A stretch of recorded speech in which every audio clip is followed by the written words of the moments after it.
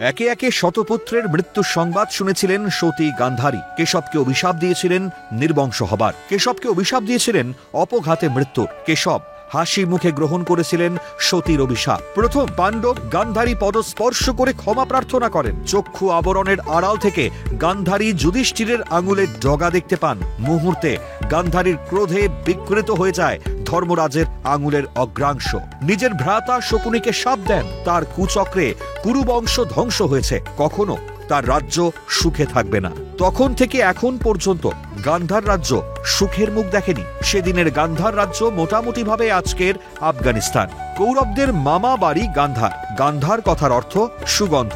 শিবের সহস্র নামের একটি গান্ধার। গান্ধারী ছিলেন শিবের পরম ভক্ত। সে সময় গান্ধার তথা আজকের আফগানিস্তানের জনজাতির 100% ছিল হিন্দু। মহাভারত কালের সমাপ্তির পর বেশ কয়েক শতক পর এখানে বৌদ্ধ ধর্মের প্রচার শুরু হয়।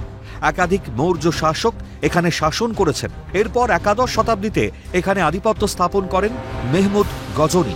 গান্ধার পরিণত হয় কান্দাহারে। তথ্য বলছে গত কয়েক দশক ধরে আফগানিস্তানে হিন্দুদের সংখ্যা ক্রমাগত হ্রাস পাচ্ছে। মেহমুদ গজনীর আমল থেকে আফগানিস্তানে হিন্দু আধিক্য কমতে থাকে। মুসলিমরা সংখ্যাগুরু হয়, তবুও প্রধান সংখ্যালঘু সম্প্রদায় ছিল হিন্দু। বিংশ শতাব্দীর মাঝামাঝি 1970 সাল নাগাদও এখানে হিন্দু জনসংখ্যা ছিল প্রায় 2,80,000। এই তো সেদিন 1992 সালে সেখানে হিন্দু জনসংখ্যা ছিল 88,000।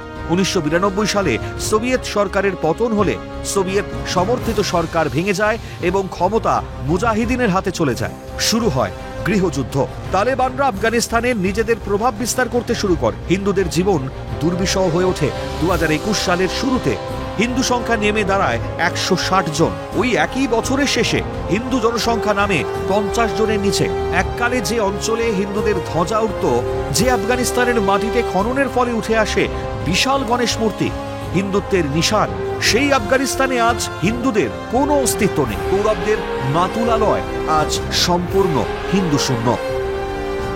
Calcutta television network.